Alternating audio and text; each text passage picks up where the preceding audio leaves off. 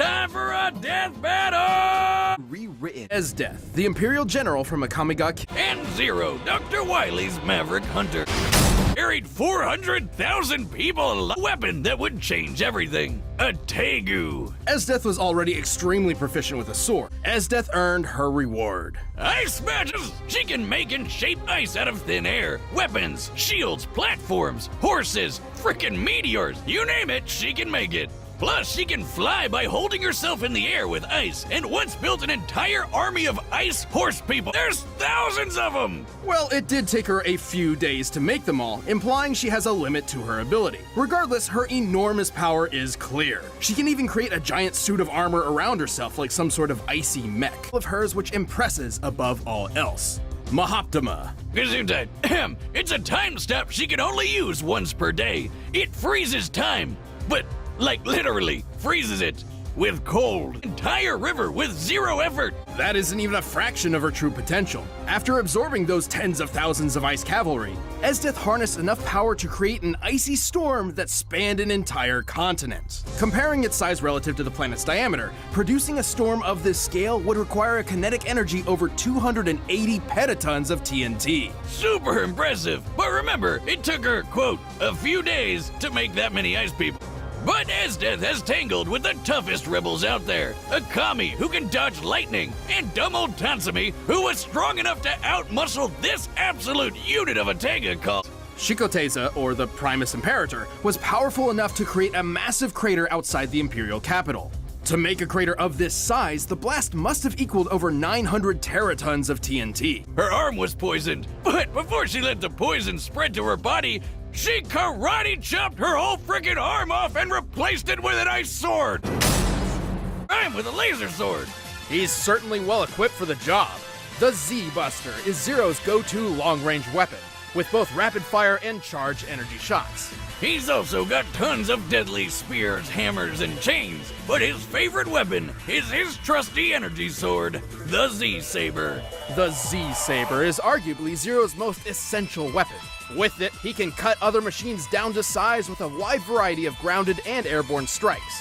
Furthermore, he can enhance his blade by mimicking the power of his enemies. This lets him use the Z-Saber for attacks imbued with fire, ice, electricity, and even metal. Zero can use the Twin Dream technique to create a clone which mimics his every move. He can summon robot dragonflies to fight alongside him, call down beams of energy from the sky with Rikoha, and even use Dark Hold to temporarily freeze time.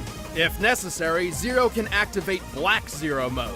This form halves his defense in order to double his attack power and quadruple his speed. He can also transform into the stronger and faster Absolute Zero. Yes, that's what it's called. In this form, he loses access to his Z-Sword and acquired abilities, but he gains razor-sharp claws and the power of flight. He's defeated dozens of Mavericks and even Sigma himself, multiple times. Not to mention stopping dozens of other threats to the entire planet, such as when Eurasia, an enormous city floating in space, fell to Earth in a crash course similar to the asteroid which annihilated the dinosaur. By flying a space shuttle right into it like a badass. And he survived! Zero was specifically built to be far superior to the original Mega Man, and learned he could keep up with the speedy Quickman and catch a 60,000-ton castle. So, Zero's better than that. Zero is undoubtedly Dr. Wily's greatest creation. He has his downfalls. Despite being a machine, Zero is susceptible to exhaustion, and if he receives too much damage, not even his auto-repair systems can return him from the brink.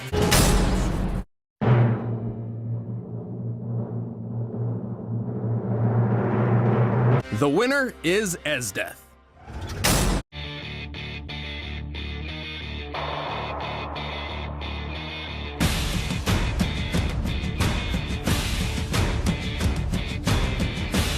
And Zero was built to surpass Mega Man in every way.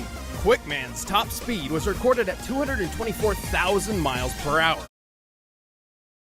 Esdeath has tangled with the toughest rebels out there. Akame, who can dodge lightning.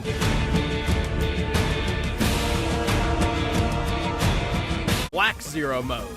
This form halves his defense in order to double his attack power and quadruple his speed. Absolute Zero.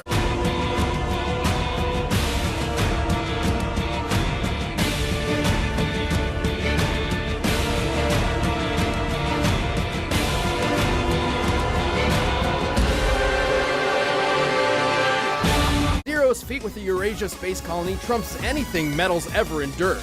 The resulting explosion was similar to the asteroid impact which killed the dinosaurs, an event estimated to have equaled 100 trillion tons of TNT. A Moltansimi who was strong enough to outmuscle this absolute unit of a Tegus. Shikoteza, or the Primus Imperator, was powerful enough to create a massive crater outside the imperial capital. To make a crater of this size, the blast must have equaled over 900 teratons of TNT. Esdeath's covered a whole continent. True, but we still had to deduce the exact nature and potential of her storm. Remember, Esdeath specifically claimed it took her a few days to make the ice cavalry she used as fuel for the storm. Esdeath could wield about 93 petatons worth of energy on a daily basis.